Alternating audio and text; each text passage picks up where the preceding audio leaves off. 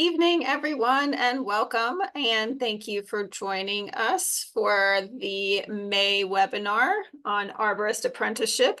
A couple of things before we get started.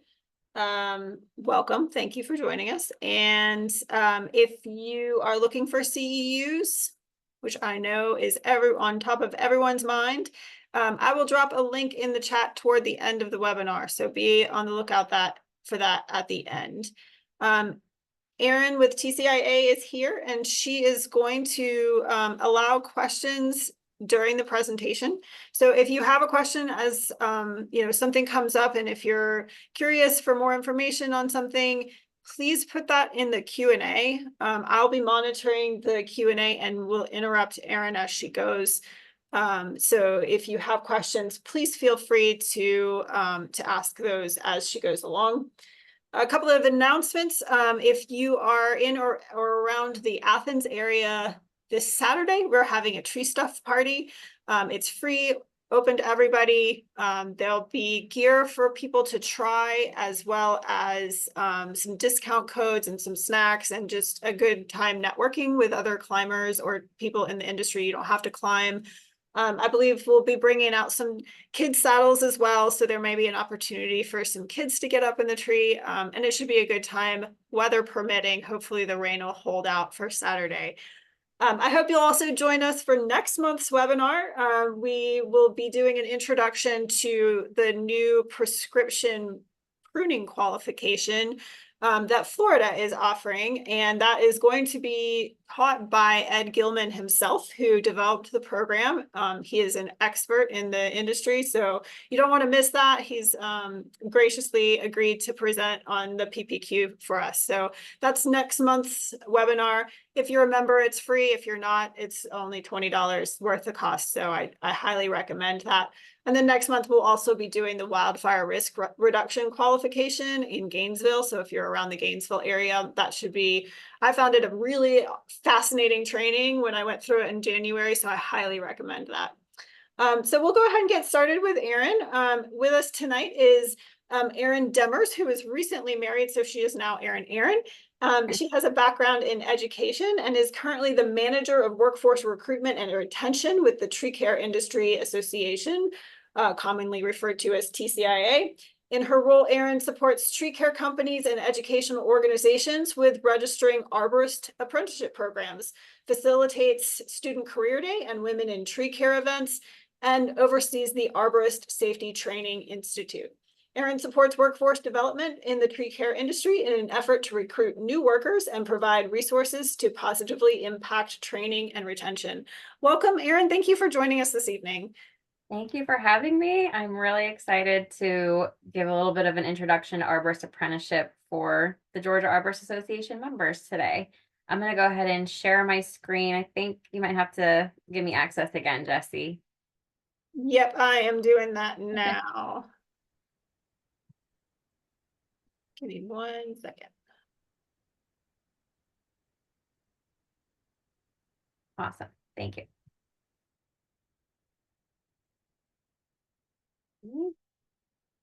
All right.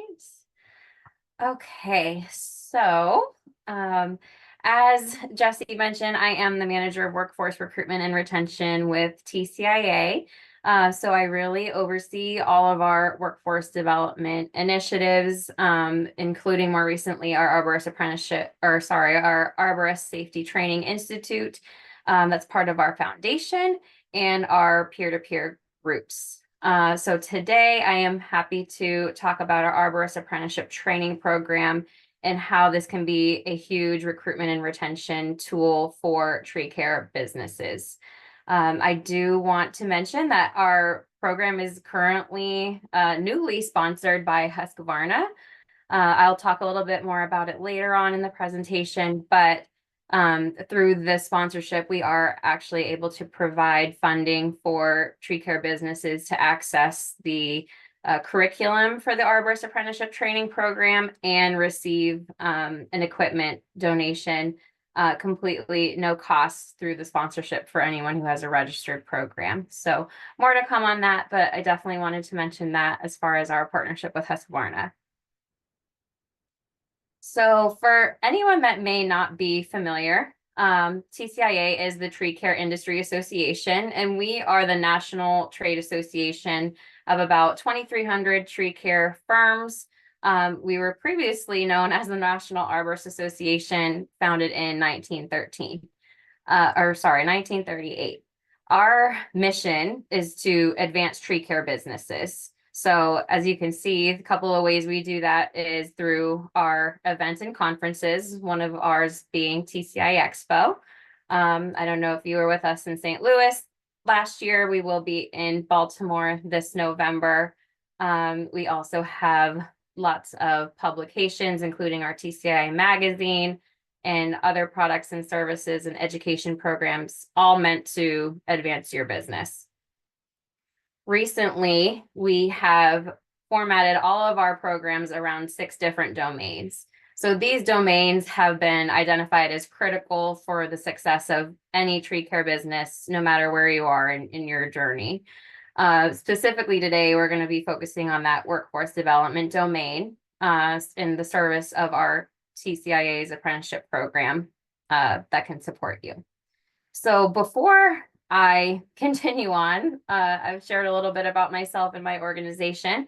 I would love to know more about who is in the webinar today. So in the chat, if you could share your name, your company, maybe your location, and are you a TCIA member? Are you familiar with our organization?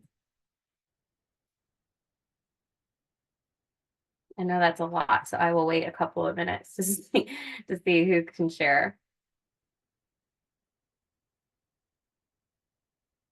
Hi, Chris from Savannah. Hi, Danae. Hi, Steve. Hi, Jesse.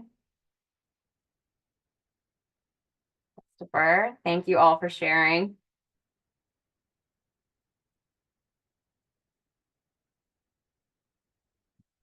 Nice, a really diverse group today. Thank you. Denver, Colorado.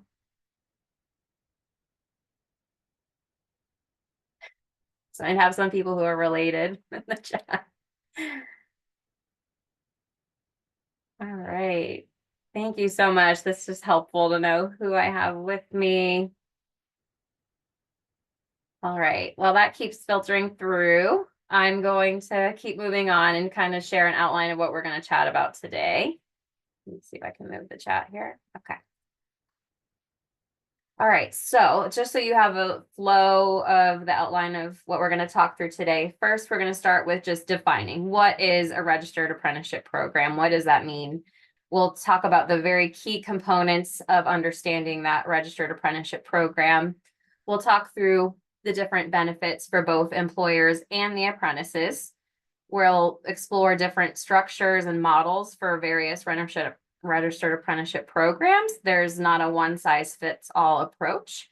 We'll talk more about how TCIA can support you, whether you are a member or not, with registered apprenticeship, and talk about the next steps to get started if you feel like this is the right fit for you. So again, if you can engage with me in the chat, I'm just curious to know your knowledge of apprenticeship. So how would you rate yourself, with 1 being very little to no knowledge of apprenticeship, which is totally okay, and 5 being you're very confident and you could even teach someone else about apprenticeships? How would you rate your knowledge of apprenticeship?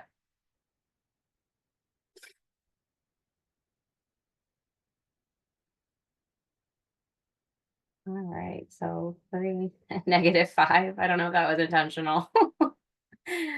Okay, so we have a little bit of a mixture. I see a lot of 1s and 3s. So, all right, thank you.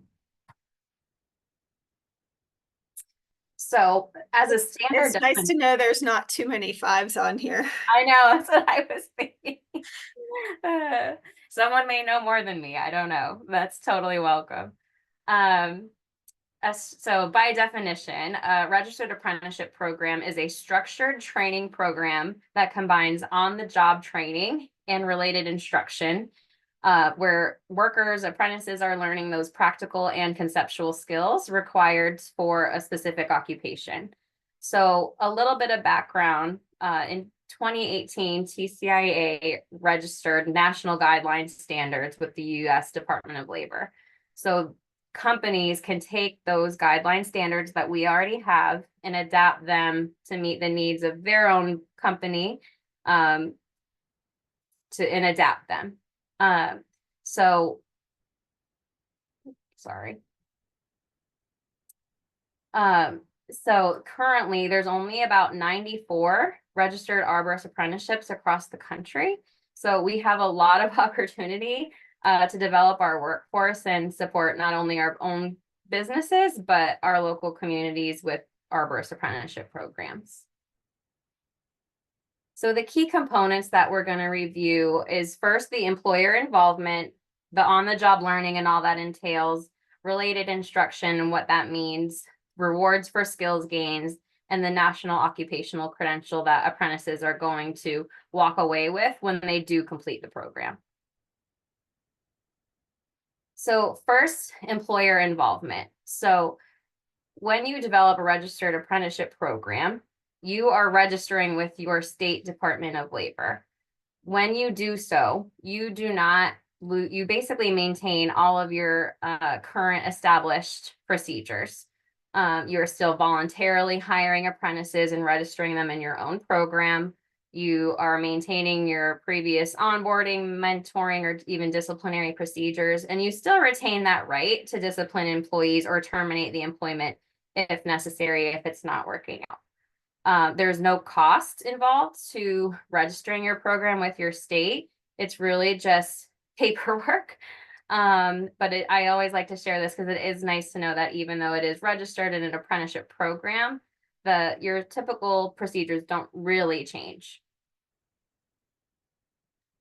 For on-the-job learning, this is about 90% of the apprenticeship program, following the work that you're already doing on the job and in the field.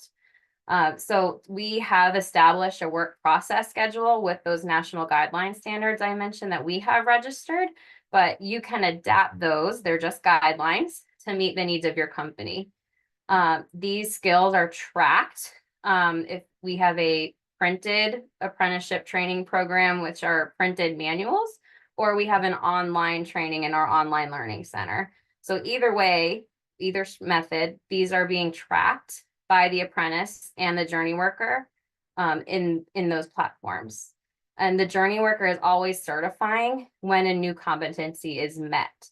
So typically, as you can see here, apprenticeship is about 5,400 to 6,000 hours over the duration of a 3-year time period. Certain states allow for 2-year or even 4-year apprenticeship programs, but the standard that I typically see is a 3-year structure.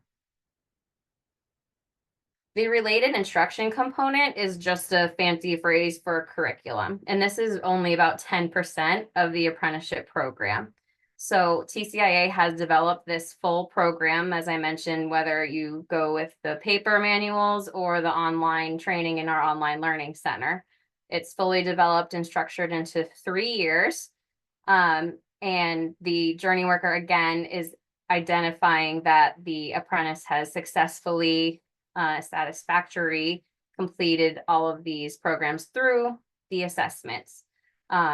For the online learning center, a really exciting component is that they actually are able to grade and assess the apprentice right there in the field by clicking simple yes or no in a rubric. So that is really nice to have that done just like in the moment, not having to keep track of any paperwork. This amounts to about only 440 hours of the apprenticeship program. And if you're either way, online or print paper-based, the apprentice can do this as a self-study if you don't want to send them to maybe a community college for this portion. So a little bit more about TCIA's online learning center. We are transitioning to a complete online learning environment within the next year where all of our products will be found online. But it is fully narrated, which is really wonderful for any apprentices or employees that may have learning disabilities, or maybe their proficiency in English. There's also videos, there's online testing, and having a customized portal is completely free for TCIA members. Like I mentioned before, we are able to provide the courses at no cost through our partnership with Husqvarna. So that's a really exciting component of that sponsorship. So skills gains. So one benefit to apprenticeship for an apprentice is that they are receiving a wage increase throughout the program. So when you're working with the Department of Labor, you are going to establish that wage schedule. An example is here on the bottom right hand of the screen. Typically, the model is that the apprentice is earning a percentage of the journey worker's salary. So in this example here, in that first year, they're going to be making 70% of what that journey worker is making. Advancement through this program is earned by the apprentice once they demonstrate satisfactory performance, both in that on-the-job learning and in the related instruction component. So I like to emphasize this here. It's not just a calendar year. It's that I have satisfactorily completed these competencies, both on the job and in my self-study, my online learning. And that might take me longer than a calendar year, but once I do complete that, I am eligible to receive a wage increase. At the end of the 3 years, the apprentice is receiving a national occupational credential. So really what that is they're receiving a certificate of completion from the U.S. Department of Labor Office of Apprenticeship. And this is really just demonstrating that they've been certified in completing the program, and now they can move on to be the journey worker and teach others to be arborists. So this is a portable credential. Once it is earned, it can be taken state to state. But I see this as a really nice retention strategy because now they can stay on at your company to train that next generation. So benefits for both employers and apprentices. On the employer side, one, this is an industry-driven and flexible training solution. So as I mentioned, TCIA has registered this and industry-backed, and it is adaptable. So what we have in place is not necessarily what you have to use at your company. It can help you recruit and develop a highly skilled workforce. It can help increase employee retention and reduce turnover costs. One reason being that through this apprenticeship program, the apprentices are seeing their career pathway and this structure laid out. How many jobs do we have where we actually get to see that? If I complete these certain skills and these certain competencies in this time frame, not only am I moving along in my career, but I also am receiving this wage increase and this raise. This can also be a nice strategy from an employer perspective, because now I can have a coaching conversation with someone when maybe they aren't demonstrating these skills and they need to work on their performance in order to get that raise. So that is in your future, but these things need to happen first. It can increase your productivity, and then even some states offer tax credits, which I will be sharing some, not necessarily tax credits, but funding available for businesses in Georgia that have apprenticeship programs. On the apprentice side, like I mentioned, this offers a career pathway that is structured. It's not takes from being just a job to a career. They're learning on the job. So think about how much that can level the playing field. When I know in an apprenticeship, I don't necessarily need to have all these years of experience to be able to start because I'm going to be taught. They're earning while they learn. So in today's day and age, I'm sure we all see there's a little bit of conversation around whether, people should be going to college or starting off in the workforce right away. So no matter what option people take, this is a wonderful strategy for someone who maybe doesn't want to take that route. They need to start earning right away for whatever reason, and they get to learn the job. And then, as I mentioned before, they have that opportunity to earn that national credential. So I'm going to pause. I know that was a lot of information. Jesse, are there any questions to address before I go on to the next part? We did have a question. What is the benefit of doing this through the Department of Labor versus just using TCIA training modules? Sure. Yeah, that's a great question. So anytime I'm talking about, whether this is a good fit for your business, that's basically what I'm speaking to, whether you should register a program with the Department of Labor or just simply use, Tree Care Academy courses and outline them that way. I would say from my experience, having a program that is registered with the Department of Labor puts your business and your network a little bit more on the map in the way that you are able, apprentices and a job seeker is able to find you through the state when they're specifically looking for a program like this. I would say that is probably the biggest benefit, in addition to receiving those tax credits and funding if that was something that you would be interested in. That way, job seekers that are looking specifically for, I want to learn this job and get paid for it, instead of maybe being stuck in something that they're already in when they've had experience in something else and they want to change careers, or maybe they just left high school. So I hope that helps answer that. I think these next slides will also paint a picture of why a registered apprenticeship program with the Department of Labor is beneficial. So this is some data from the U.S. Department of Labor, the most recent that I was able to find. So these were the top, it was from the top 30 occupations for fiscal year 21, but I outlined just the top 10 here. So as you can see, these are all the different occupations that were in the top 10 and the number of active apprentices. So I share this because when we look at the different occupations that are out there and the number of apprentices that we see, and think about, the workforce issues and shortage that we're experiencing in the tree care industry, how many people we could have if we had more arborist apprenticeships available. Thinking about how we only have 94, that's very limited, especially if people are looking for something in their own demographic. And as you can see, a lot of these are also very labor intensive. So this is something that people are looking for. I also wanted to share, again, from more of that industry perspective, the number of active apprentices in the different industries.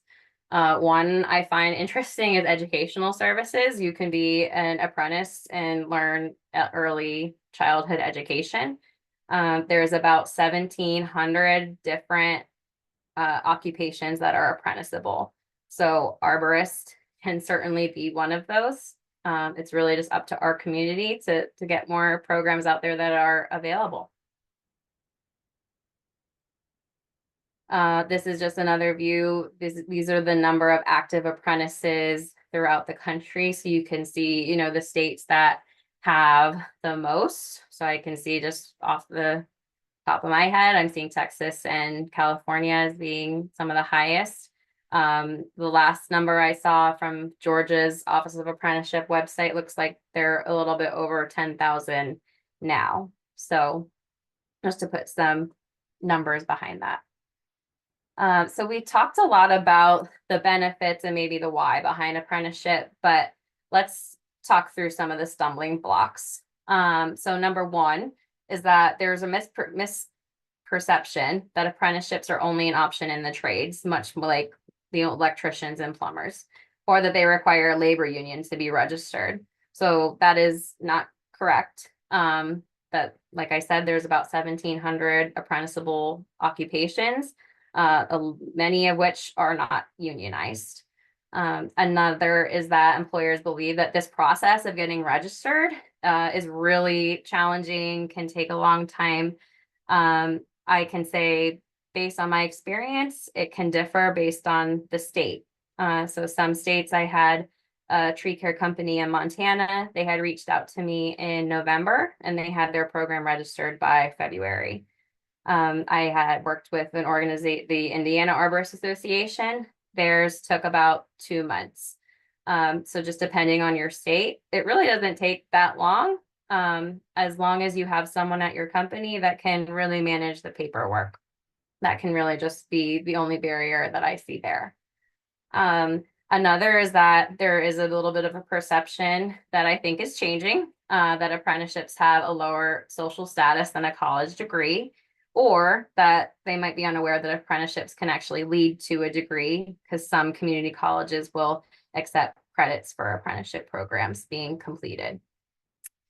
And finally, another stumbling block is that in some industries, employers are not sufficiently organized at that sector level to speak in a unified voice to articulate what those needs are for that specific occupation.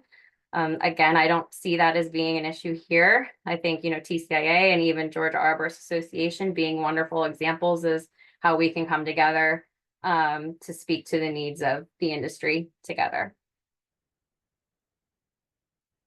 So I want to share some examples and some success stories and as far as different models and structures and how this can look. So over on the right-hand side, this picture is from Old Growth Tree Service.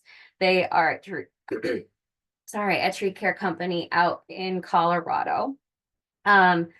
They have registered their program through their state on their own, and they manage their online learning and the related instruction component using TCIA's online learning center. So they're managing everything in-house on their own. Another example of how apprenticeship can work is that this is Open Lands.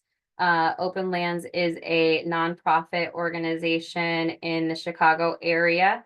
They host the year one of the apprenticeship program. And then for year 2 and 3, they have partnered with other local tree care companies that take the apprentices and are basically employing them after they have that year 1 experience. Another example, as I mentioned, is the Indiana Arborist Association. So they recently received a $250,000 grant for arborist apprenticeship and a workforce development program. So that grant, they partnered with TCIA, Purdue, and their Department of Labor to develop this program.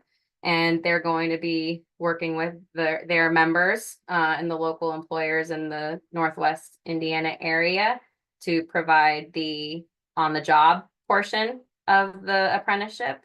And Purdue is going to be providing the curriculum and the related instruction using our materials. So just hopefully trying to capture that there's different ways that this can work, not a one size fits all. Another example is the Wisconsin Arborist Apprenticeship Program. This is right from their Wisconsin Arborist Association's website, where the association is an apprenticeship sponsor, and Wisconsin tree care companies, employers can apply through the association to host apprentices through the association. Very similar is the ISA Utah chapter, where they are the apprenticeship sponsor and they actually provide trainings and the related instruction component. So this is really how TCIA can support with our Arborist Apprenticeship Training Program. This is a screenshot from, yes. Really quick, can you let us know where the grant funding came from, that $250,000 grant for Indiana? Yeah, so my understanding is that was funding that came from the Inflation Reduction Act, and that was awarded to the state to disperse to different programs. Got it. Thank you. So this is just a screenshot from our apprenticeship training program, the portal. So we've basically taken some of our Tree Care Academy courses and aligned them with the learning objectives in the apprenticeship program, so that you can see the apprentice is going through in year 1. They're typically going to learn ground operations 1 through 4. In year 2, they're doing aerial lift and tree climber specialist with a little in EHAP.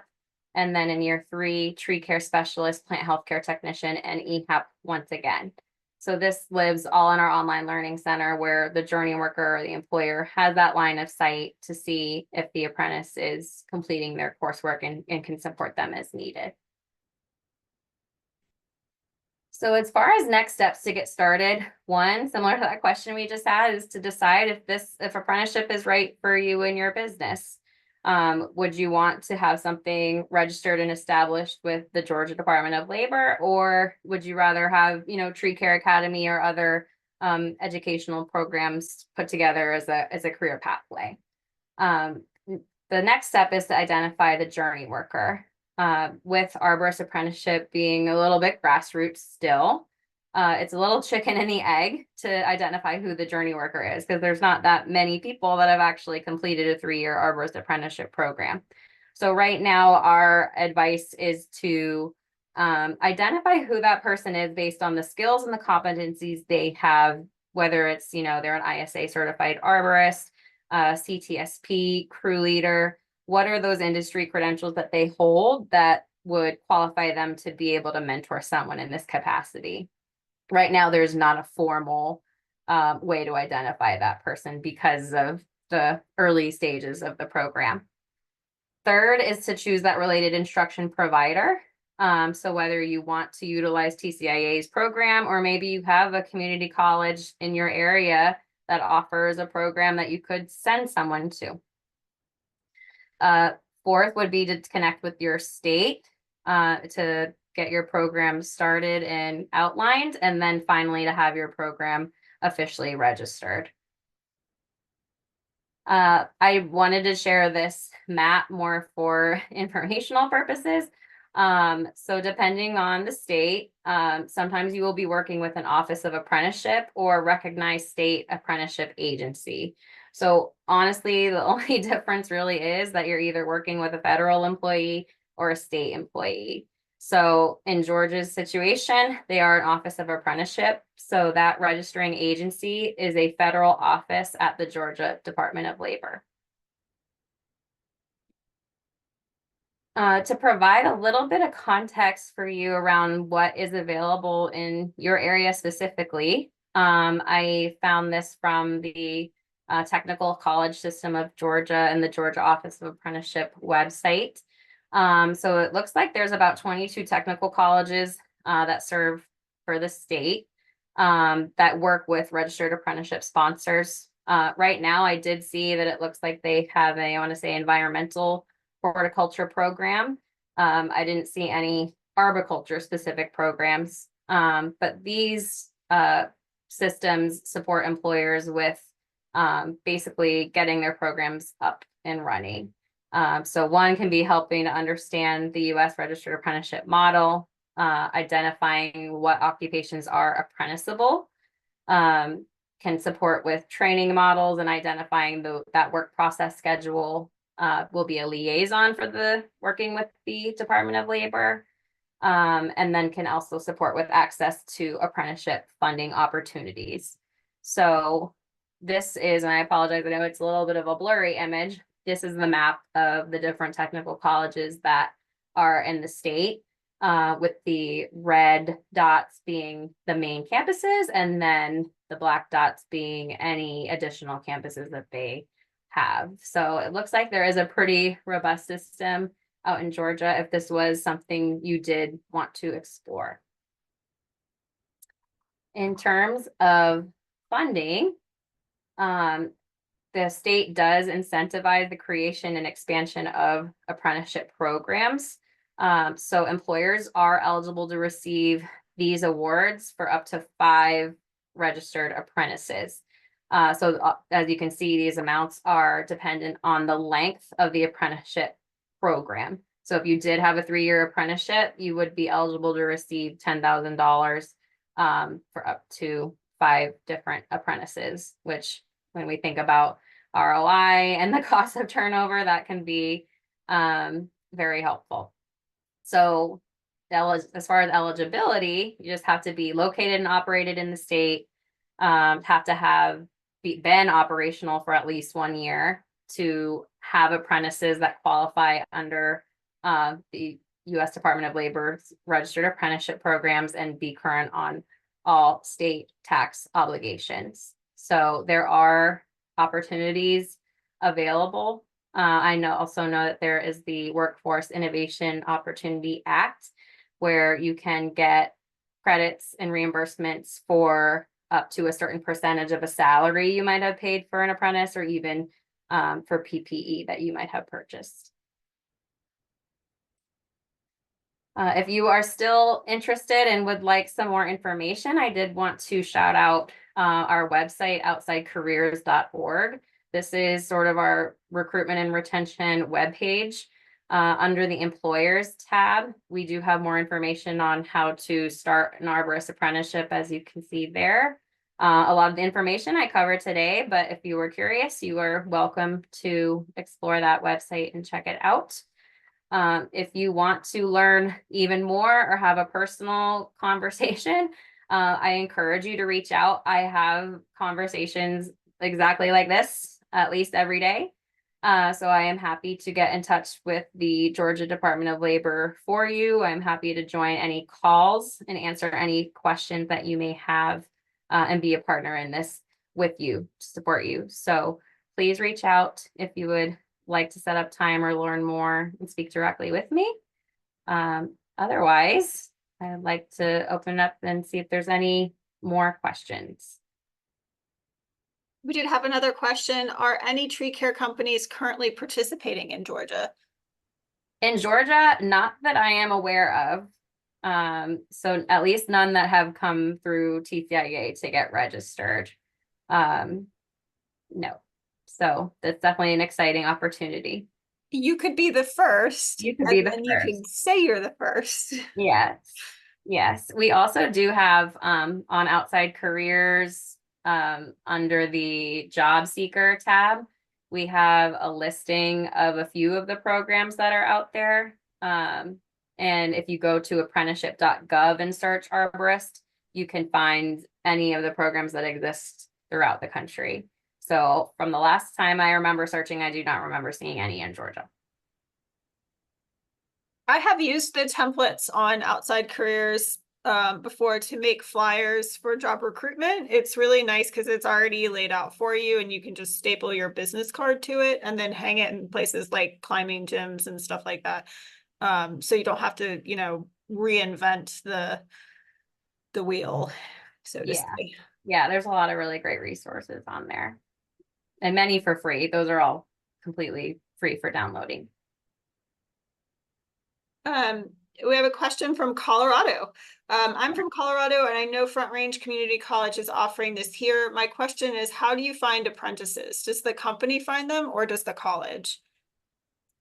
Yeah, that's a good question. So to be quite honest, I can't speak to the college. I do know that companies are finding them on their own. I think there is a way that the, students or apprentices are finding the program through the college first, if they're aware of it in their area, and then they could be connected with one of the employers. But I'm sorry, I can't speak to exactly how the school is finding them. I would reach out to any horticulture professor that's teaching like an intro to arboriculture class or anything like that, and then ask them to come speak at the class or to develop a partnership where they send Yeah. people to you is my recommendation for that. So I will say in Colorado, specifically in that example I showed with Old Growth Tree Service, there is a Colorado tree care sector partnership of companies that have come together and they all have apprenticeship programs. I think they just have like maybe a monthly call, but they are all supporting their apprentices going to Front Range Community College. Mike, or the example I showed in particular, is too far away. There's like a mountain pass in between him and Front Range, so he does not send them there. But if you would want to get in contact with that tree care sector partnership, I'm happy to make that connection if you're not already. Another question, can nonprofit organizations enroll in the RAP? Do apprentices have to be employed by the organization or can they be volunteers?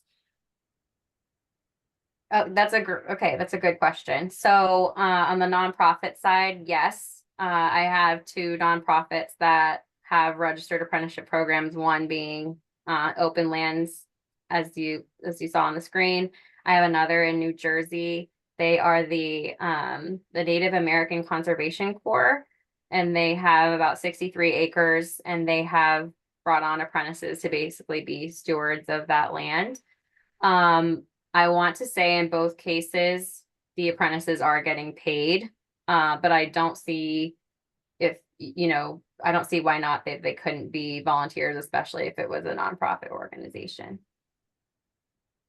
Is this a program that can be used in conjunction with grants and or an apprenticeship program that is already started? Yes, and if is that in specific to the online curriculum or in being registered specifically? We'll have to wait for this person to answer. In the meantime, do any government agencies, cities, states, etc., have a program? Are there a municipal? So they can. I worked with the city of Des Moines, and I believe the city of San Francisco has an arborist apprenticeship program. They have a little bit, I would say, more hoops to jump through to do it, but they can. So in reference to the previous question, they answered the online curriculum specifically. Yes, so I remember the first part of the question. I can reread it if you want me to. Yeah. Yeah, it's the original question was, is this a program that can be used in conjunction with grants and or an apprenticeship program that is already started, the online curriculum specifically? Yes. So with the example of the Indiana Arborist Association, so they got their funding through a grant, but we're also providing through this Husqvarna sponsorship that they're getting access to that with our funds. So that can be utilized with grants. And then yes, if you already have an apprenticeship up and running, we can talk, and we have years 1 through 3. So if you already have apprentices that are in year 1, we can give them access to year 2 or 3 or wherever they are in their learning. How does your curriculum compare to ISA certified arborist online curriculum? Great question. So I don't have a perfect answer. I just submitted our program for the eligibility equivalency. So I am waiting to hear back on that to see where someone would fall, but I don't have that exact information now. So I apologize.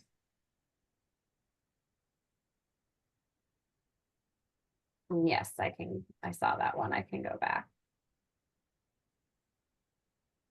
Oop, oop. Okay.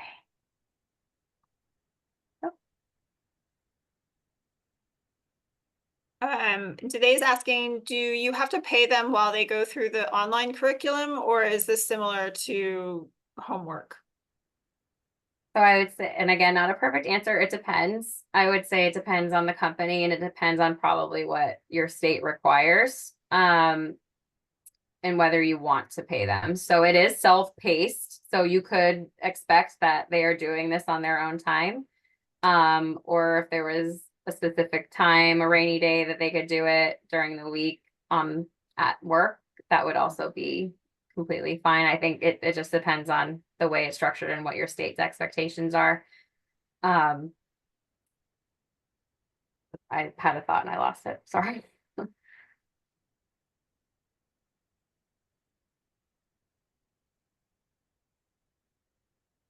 right, any other questions? I just dropped the CEU link in the chat box. So if you are looking for CEUs, please fill out that form. We do have another question. Does the entire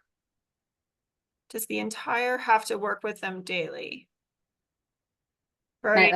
Maybe meant The mentor. mentor. Okay. Yeah. That's another good question. So the journey worker mentor does not have to be with them 24/7 on the job. As long as whenever those assessments are happening, the journey worker does need to be able to like visibly see that in the field they got those competencies done correctly. But the other times they can be on a job somewhere else. It's more for like the signing off.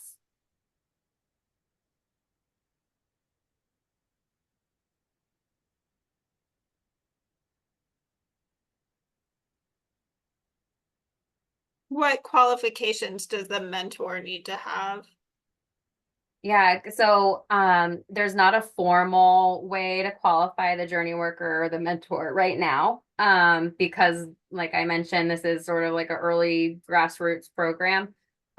So our advice is to identify who that person is, maybe based on any industry specific qualifications that exist. So maybe they're an ISA certified arborist. Maybe they're a CTSP crew leader. Maybe they've taken a certain amount of, tree care academy courses. It's really up to the company to determine who that is, but those are our suggestions of qualifications someone would probably have to be able to mentor someone. Do you feel like that will be standardized in the future? It could be, definitely, especially if there's more programs registered. I will say apprenticeship is certainly a buzz right now. I have an inquiry or someone reaching out to me, or I have a call with someone almost every single day, from a lot of different states, looking to get registered. So I would say when that happens, it'll probably be more standardized.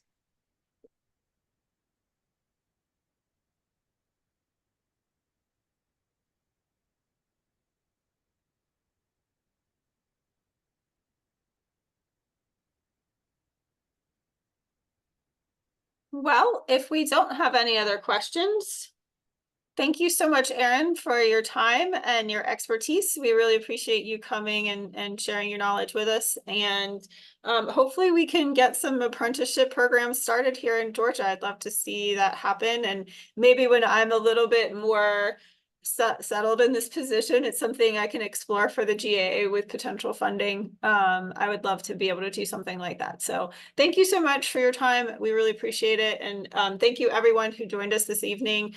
CU link is in the chat, so make sure you fill that form out and give us some feedback too. And if there's any programs that you would really like to see us offer, I welcome, I value, I look for your feedback, and I look at those very closely to determine what programming is upcoming. So please, please, please put in there what you would like to see. And I hope to see you all soon, Saturday at Pittard Park, not Pittard Park, Saturday in Winterville at Wesley Whitehead Park. I hope to see you there at the tree stuff party. And I'll see you all soon. Thank you so much. Thanks, Jesse. Thanks, Erin. Have a good evening. You too. Bye.